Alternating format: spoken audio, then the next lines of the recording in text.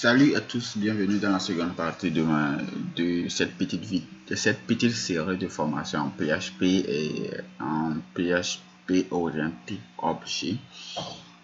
Tout d'abord, j'espère que vous avez déjà suivi la précédente vidéo, celle qui parlait un peu sur comment appelle-t-on les fonctions et les classes.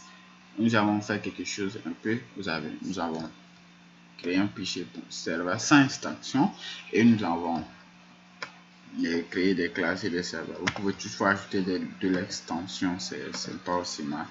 C'est pas aussi mal si vous voulez, hein. Ça dépend quand même de vous. Un fichier serveur.php avec tout ce que ça contient. Et nous avons essayé. Voilà, vous avez aimé. J'espère que vous avez vraiment aimé. Et s'il y a des questions, n'hésitez pas à les laisser en commentaire. Voilà, aujourd'hui nous allons voir comment charger les sous-tools.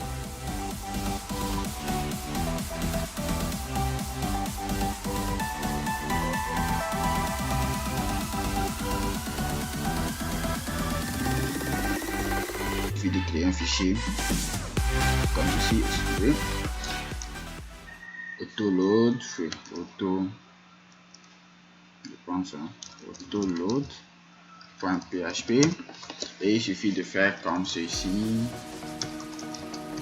et on fait autoload, je pense, voilà, register, autoload register, autoload SPL autoload register, voilà.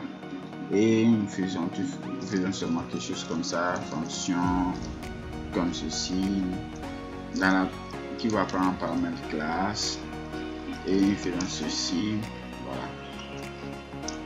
voilà, et nous faisons require, et nous allons dans le fichier où il faut aller.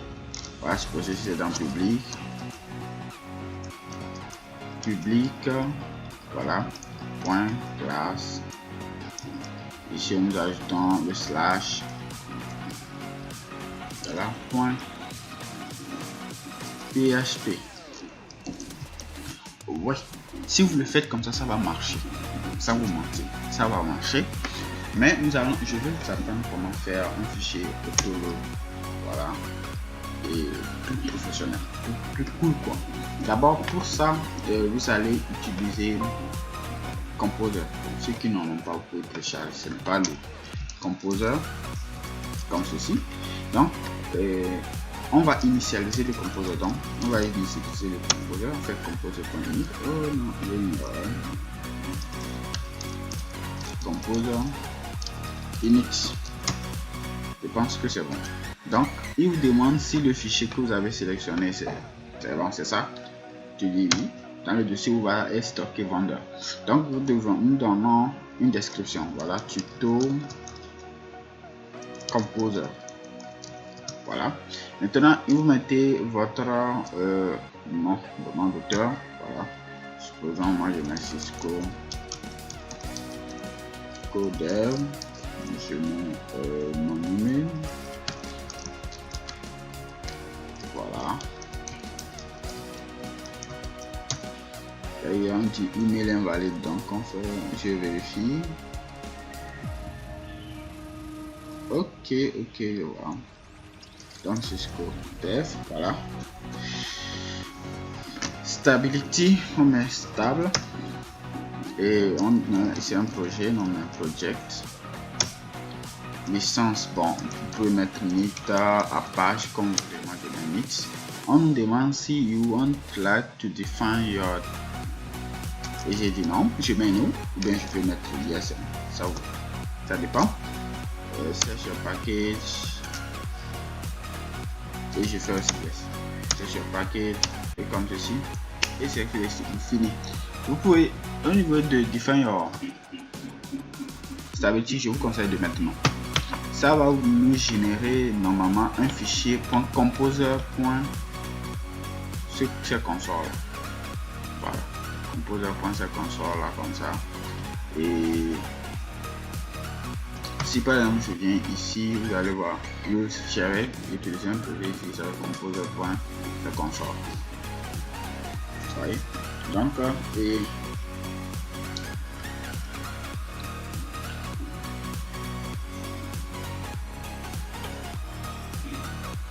Donc, nous allons dans notre composer, c'est là qui nous intéresse. Voilà. Et nous allons, comme c'est un autoload, nous voulons charger, nous allons préciser l'autoload. Maintenant, nous allons là où nous allons mettre les classes que nous allons utiliser. C'est dans le dossier src comme source. Dans le dossier src, nous allons mettre ici autoload et nous allons faire 2 points. Nous ouvrons les accolades, nous allons mettre psr4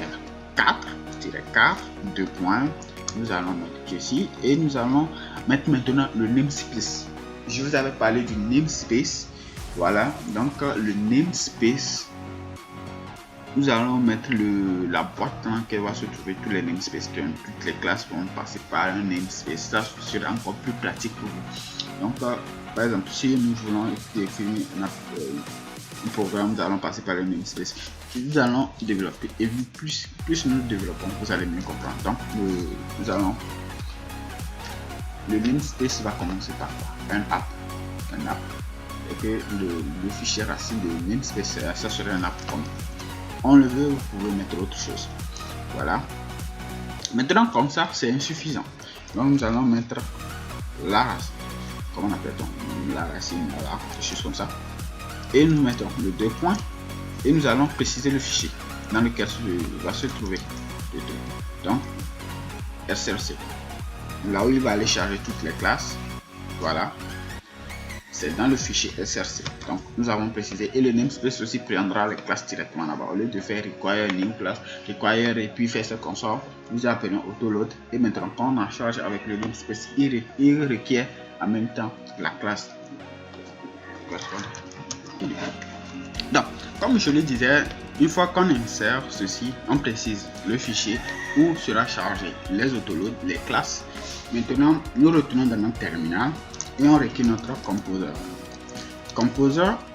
Maintenant, on fait dump. Bon, on peut faire dump et laisser. Bon, je pense que ça peut aller. Donc, si on fait dump et qu'on va créer une classe, on vient dans src, on crée une classe tout comme supposons, je prends un routeur. Voilà, routeur, pas routeur.php, je peux le dire comme ça.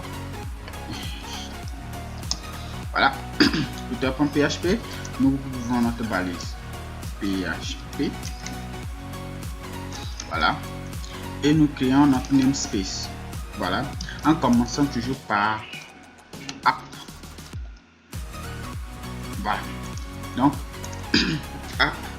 Et maintenant nous créons notre classe routeur et nous allons à la ligne créer notre constructeur.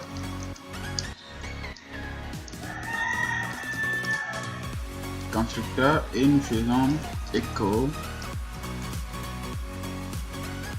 class execute et nous entrons dans notre index et nous faisons ceci, require once. Nous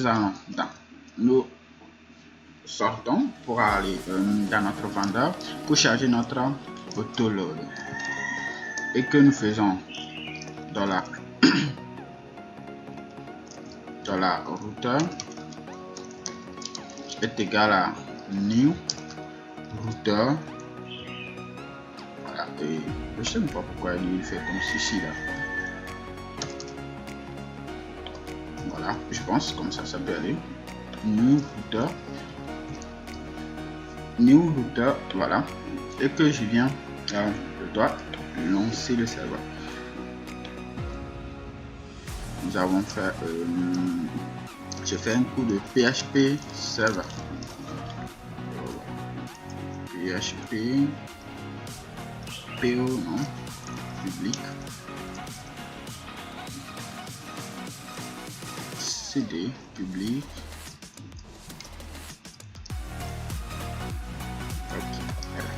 Ok, on fait cd public, il faut tout tenter dans la vie. Clear php server.php. Voilà.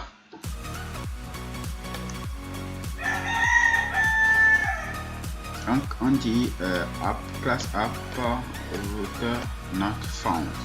Donc je pense que nous n'avons pas fini et nous allons corriger ces genres d'erreurs. Vous allez dire qu'il y a des erreurs dans le script. Comment nous allons faire? Ne vous inquiétez pas, nous allons tous corriger ces erreurs et vous allez voir. Ce n'est pas compliqué. Nous recréons un nouveau terminal. PO fait clear. Je fais comme ça. Voilà. On fait dump. On fera maintenant dump auto load. Je pense que c'est tiré. Il va tirer entre. Et voilà. Donc on a fait dump auto load. Je pense que ça doit être bon. Ça ne corrige toujours pas. On a app dans ceci. On dit d'aller charger tous les fichiers qui sont là. Celui-là. Qu'on va dans router, on fait new router. Voilà. Router. Donc router, il y a toujours une erreur. Voilà. On fait tout ceci. Fait autoload. Il y a une erreur. Donc on a dump autoload ou dump autoload.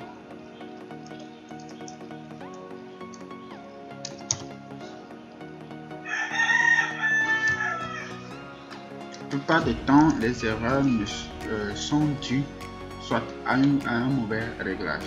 Donc, voilà. Donc, l'erreur toujours due à un mauvais réglage. Nous allons dans notre fichier composer psr. Voilà, autoload. Voilà. Maintenant, on fait notre dump autoload.